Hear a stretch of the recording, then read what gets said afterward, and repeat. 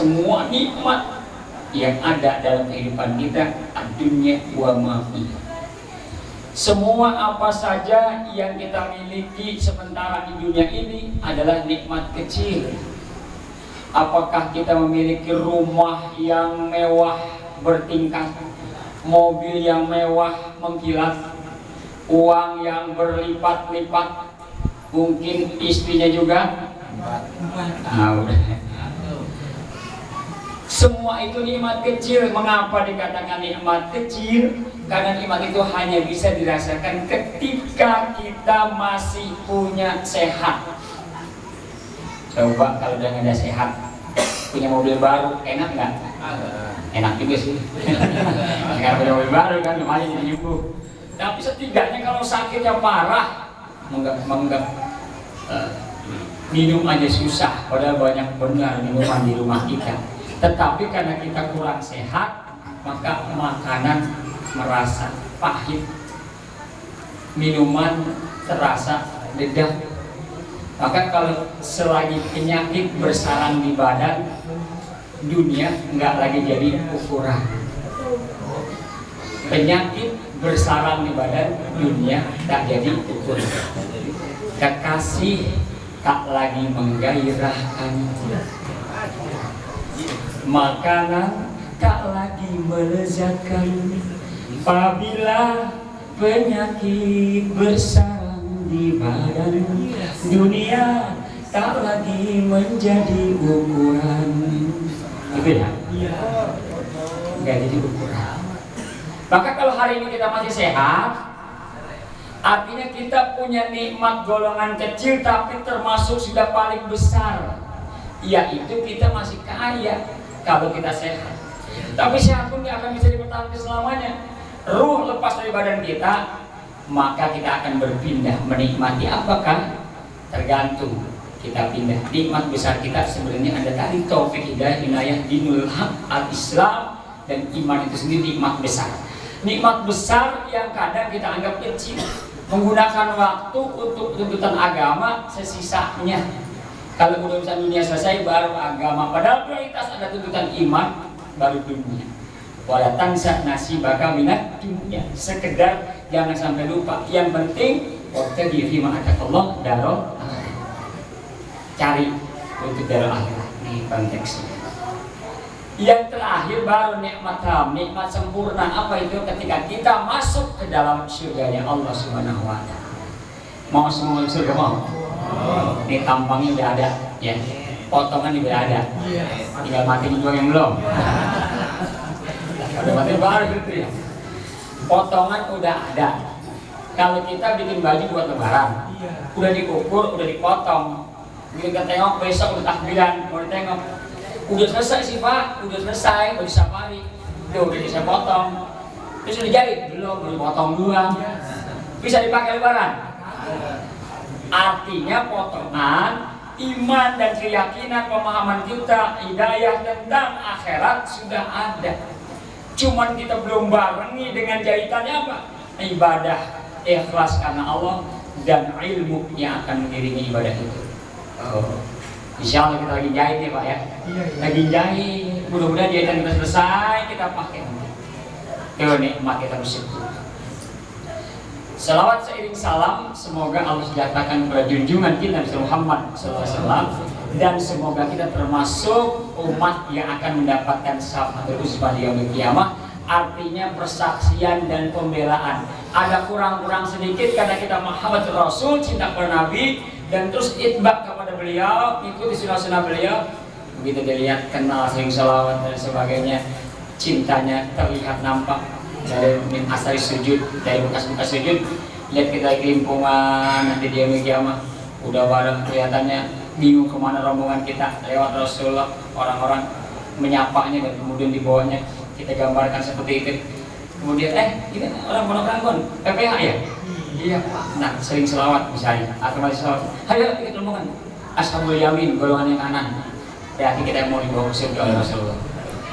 Ya kalau malas selawat, malas ibadah, dibagi dunia mulu urusannya. Kita kenal banget sama Nabi.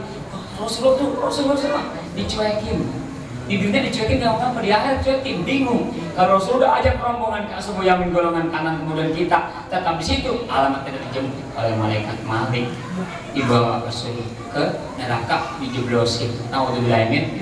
Mudah-mudahan kita selamat semuanya. Bagian berikutnya, nanti saya menyimpulkan kalau berusaha agak lama, biasanya 2 jam nggak apa-apa, mau ngaji. Ya, saya sangat ta'zub nih kepada Pokminah calon tetamu Allah kita yang 25 Maret besok berangkat. Mengapa kelihatannya gerakan ini ada digerakkan oleh anak-anak beliau? Subhanallah, intan paling mahal, mutiara paling berharga, anak-anak soleh.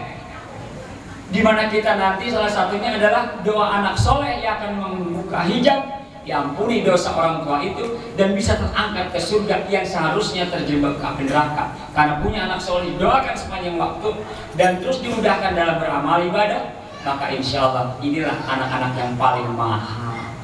Bang Atta, Bang Udin dan lain sebagainya semua mendukung tuh, subhanallah. Nggak tahu ongkos-ongkos siapa, apa peminah, nabungin apa bagaimana. Yang jelas lihatin anak yang mendukung.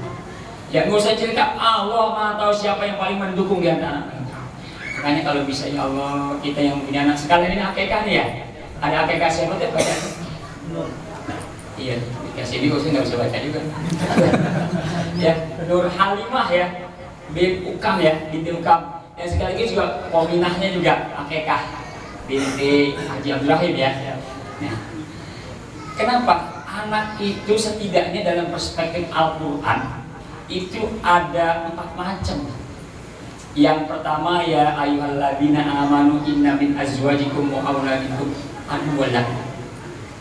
Wahai orang beriman, ingat di antara istri-istrimu dan anak-anakmu ada yang jadi musuh kamu.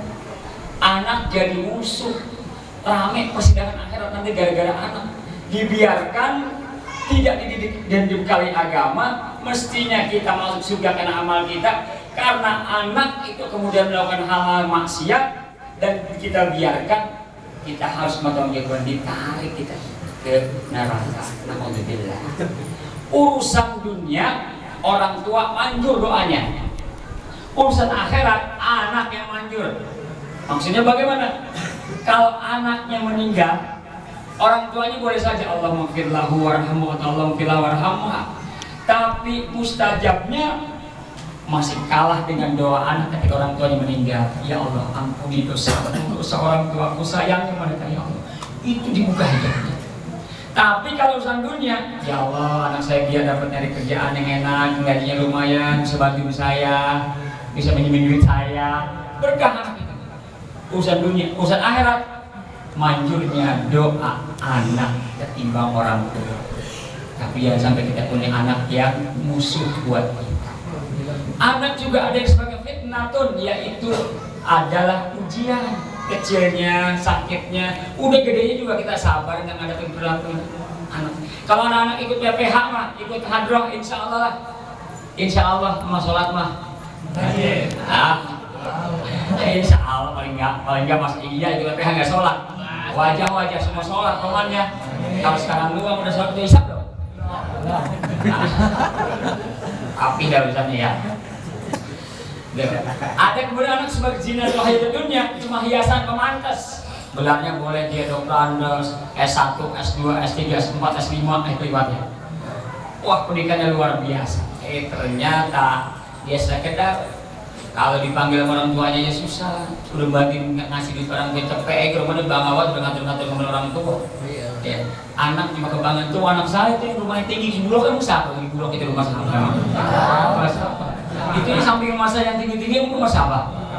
Rumah siapa? Cuma kebanggaan doang, tetapi tidak pernah punya esensinya sebagai anak yang soleh. Pemantas juga, kayak kita jam tangan, cincin, pemantas.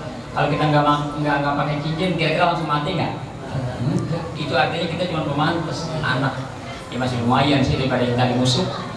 Kita bagiannya sih menjadi qurrata a'yun sebagai doa kita, Rabbana hab lana min azwajina wa dzurriyyatina waj'alna lil muttaqina.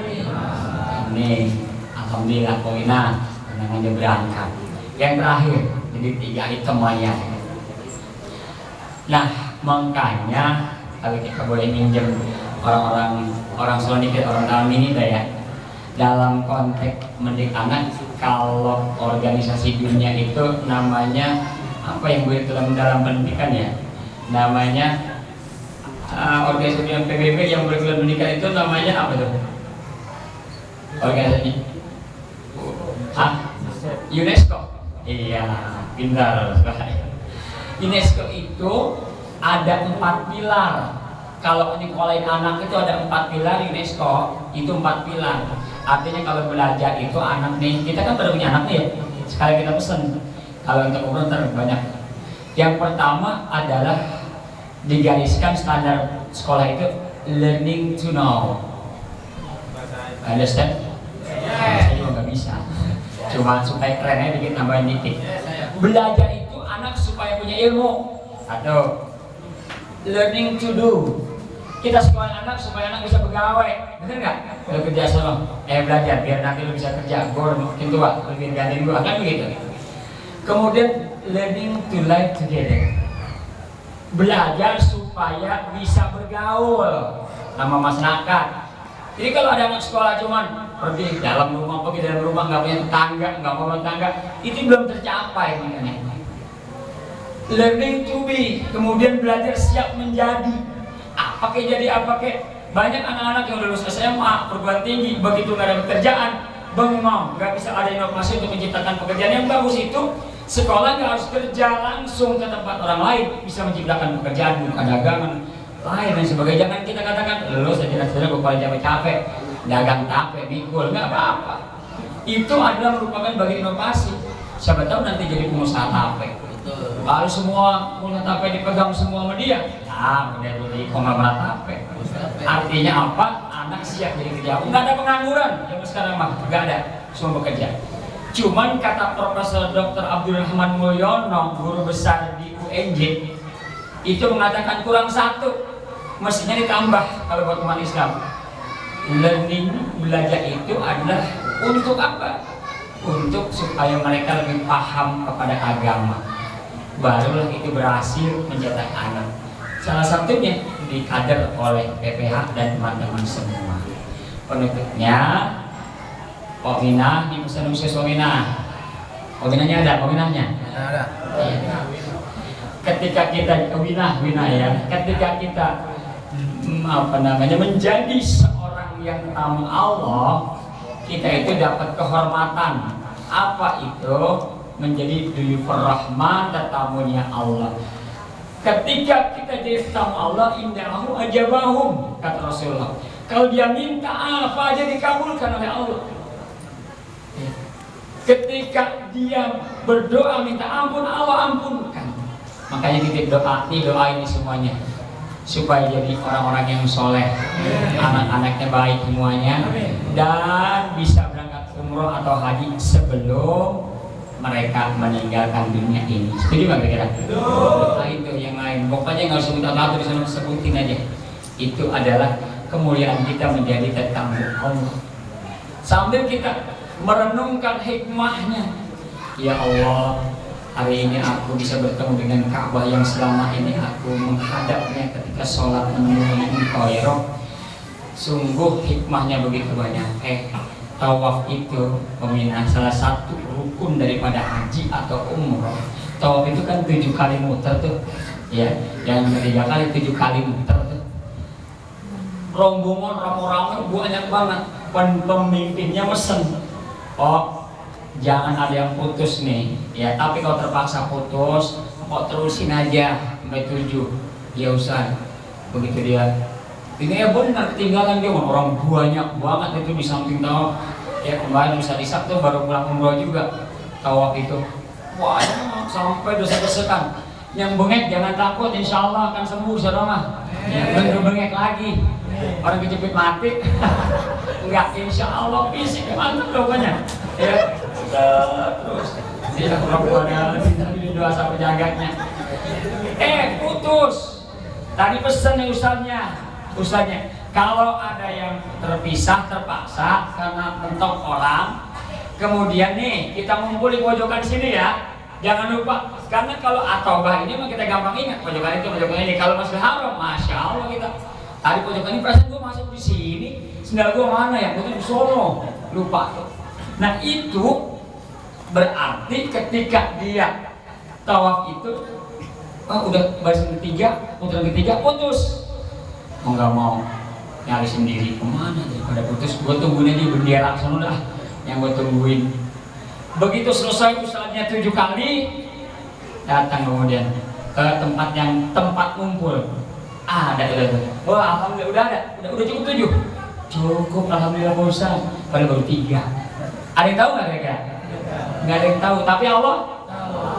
Kalau namanya tawaf ifadah dalam haji, batal hajinya, wajib pulang sekali lagi tahun depan. Kalau tawaf ifadah. Maka itu terusin 7 kali. Atau kemudian kita kentut. Maklum makanan dan udara berbeda di sana, begitu kentut. Dari tahu ini bodo amat. Ya itu sudah batal, wajib wudu lagi. Ribet banget wudu, orang banyak banget kita harus ke sono lagi. Dan nggak mungkin teman-teman antar gua ngapa, antar gua, enggak, gua ketinggalan. Akhirnya dia keluar. Udah betah keberekan. Kentut gua ikutin terus sampai kentut udah terus batal itu nggak salah gitu. Jangan pikir soal kena yang lain, pokoknya kena lagi, sebahas lagi, gagal lagi tuh. Kentut jujur, tinggalkan, terusin lagi, nyambung kok, ya, nyambung lagi tadi putaran keempat, nyambung lagi terus di tempat dimana kita kentut tadi, ulang lagi, lebihin dikit kayak kita nyambung sesuatu, jangan pas banget, lebihin dikit supaya nyambung, tuh. Jangan ulang lagi, artinya udah 4 tadi, mulai 1 lagi nggak kelar, gitu ketiga kentut lagi, ngulang lagi nggak sama-sama, ya seperti itu, banyak sekali hikmahnya. Dan hikmah yang paling mendasar adalah ketika tawaf itu kita melawan arah jarum jam, artinya kita ngurangin umur. Ya, melawan arah jam artinya kita ngurangin umur. 7 kali maknanya kita dalam hidup ini cuman berputar-putar di 7 hari. Dari Senin sampai Minggu berapa hari? Kalau kita punya utang ditagih, entar dah hari Senin, pas ditagih datang lagi, entar hari Selasa, tagih lagi, entar Rabu dah pasti, Rabu belum juga ada, Kamis ketemu lagi sampai Selasa. Itu muter 7 kali. Itu hikmah daripada tawaf dalam kehidupan. Dan selama berputar, Ka'bah harus tetap menjadi poros. Mau di atas, mau di bawah, kayaknya kelihatannya gambarnya itu udah ada ini. Yang ada ringkasnya gitu. Udah ada enak dipermudah, ya. Bang Rahmat, udah gampang. Ya, nanti ikutin doa saya insyaallah. Habis doa ini masih berangkat umroh, ya. Nah, barulah terakhir. Ketika kita bulan suci itu artinya kita jujur sama hidup ini. Kalau saja ini kita pakai, pokoknya walaupun orang lain nggak tahu kita batal apa enggak, tapi kita Allah tahu kita wudhu lagi. Dan kalau di sana tuh biasanya kalau pakai sendal kita di mana kayak padahal nggak ada yang ngambil. Sendal tuh ngampar banyak, nggak berani tuh ngambil yang bukan punya miliknya. Rasanya takutnya bawahnya di sana rombongannya. Walaupun kemudian nggak pakai sendal tuh panas banget, rela seperti itu karena takut di sana. Coba kalau takut itu dibawa pulang ke tanah air, di kampungnya bekerjanya kalau bukan punya dia gak bakal diambil. Dia takut, Allah tahu kayak itu punya lo bukan, nggak ada yang tahu diambil juga. Itulah hidup korupsi. Nah, zaman hidup Allah SWT, saya pikir kesempatan umroh dan haji adalah kesempatan yang paling baik untuk menyempurnakan agama kita. Karena agama ini perlu disempurnakan dengan haji dan umroh, walaupun bukan menjadi satu-satunya untuk menjadi ke surga. Buat yang belum berangkat masih banyak yang ke surga, tapi jika mampu tidak berangkat, ancaman Rasulullah ada pada yamut Yahudian atau Nasranian. Siapa yang mampu berangkat haji kemudian tidak berangkat, tunggu saja. Matinya boleh cara Yahudi, boleh cara Nasrani. Jauh dari nilai Muslim. Kalau mampu, kemampuan itu ada di hati kita, ada di harta kita, ada di keamanan kita. Jadi jangan sampai pura-pura gak mampu. Ya Pak Ustadz, saya mah kalau mau banget, cuma dari mana? Kalau sampai bilang begitu, kita udah menghina Allah Tuhan kita. Kalau Allahnya itu orang pondok Ranggon, geleng-geleng lah dulu ya. Lu romannya ngecek di bawah banget katanya. RDKM dari siapa? Dari gua. Kaji seperti itu lo ngomong, emang itu dari mana? Ini mahal banget semua anggota badan seperti itu. Ya, jadi Allah yang berikan semua itu, insya Allah Pak, insya Allah rezeki saya siap. Begitu jawabannya, insya Allah. Jangan pakai ngukur diri kemampuan sekarang ini. Dan anehnya lagi, manusia muslim aneh, mencari rezeki mati-matian tapi melupakan maha meriziki. Coba bayangkan, malam dia nggak sholat, subuh dia nggak sholat, tapi buru-buru pergi nyari rezeki. Hujan angin sekalipun hari itu hari Senin, hari Rabu dia kudu masuk kerja. Kerjanya jauh di kota Sorong.